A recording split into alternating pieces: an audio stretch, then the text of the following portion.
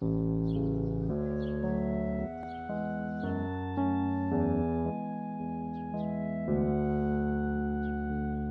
heard of Providence House when I was incarcerated. And when I first walked in the door, I'm like, this is a home. I'm grateful that I got a roof over my head.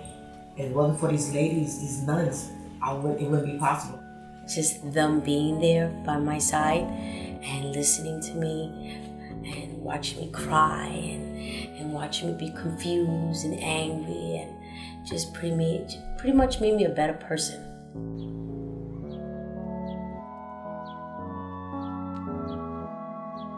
My name is Mary Ellen Kane. I'm a sister of St. Joseph. And I was one of a group of people who in 1978 began dreaming about founding a house where women who were homeless or formerly incarcerated could come and live and be safe and move on to the next part of their journey.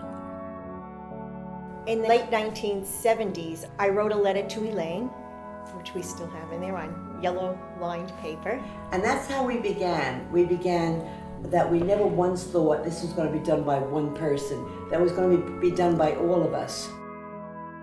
One of the things that I learned from living here is what poverty really is. And it isn't really not having money or not having things. You don't have the resources and the ability to cope. And that's what I see in these women.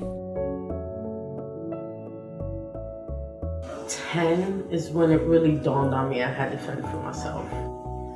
I had 2 drug addicts for parents. When I aged out of foster care, I don't know what to do because I have a job, but I can't afford a place to live off my job. And boom, I was really homeless.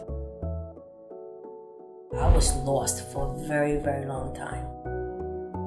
I wasn't working. I slept in the hallways, in the stairwell, in the rooftops. I got really tired of just being tired.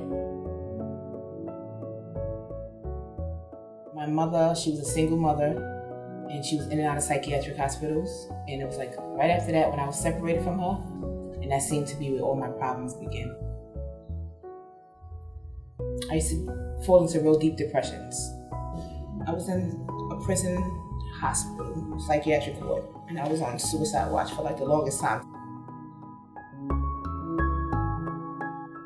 Throughout my last year of being incarcerated, I found out that I had breast cancer. Some days it's hard, I don't want to start crying.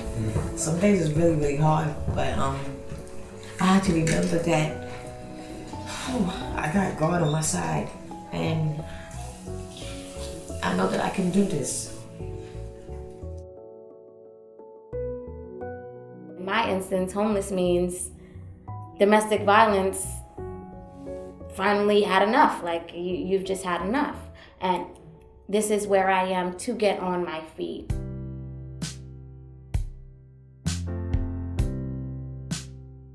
Immediately coming in here, I was welcomed, and they do their best to make sure that you don't feel down on yourself because of your circumstances or feel like you're less than because we are where we are. They accepted me for who I was, and I loved that. Now I can say I can buy myself sneakers. I have clothes. At one time, I used to borrow clothes, I can eat now.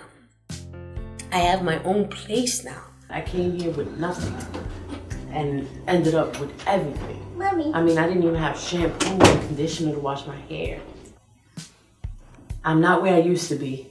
I'm not where I want to be, but I'm better than where I was. They're just so nurturing. And again, they make you feel like this is your home. It is your home. They're like, no, this is our home. I always compare myself to a flower that's completely dead. And I was dead. There was nothing alive in me. And all that love I got, that's what raised me up. And that's what gave me hope. Until you allow someone to feel safe and secure, you can't help them move forward. Right. Well, you wouldn't believe how many birthday parties we have here. And it's their first birthday cake. party. I was going to say they could be 40 years old, right. and this is their first birthday cake. cake. people are people. That's right. And when you don't have the resources, that's what you see over and over again. I was shocked. I had no idea that you could really make such a difference.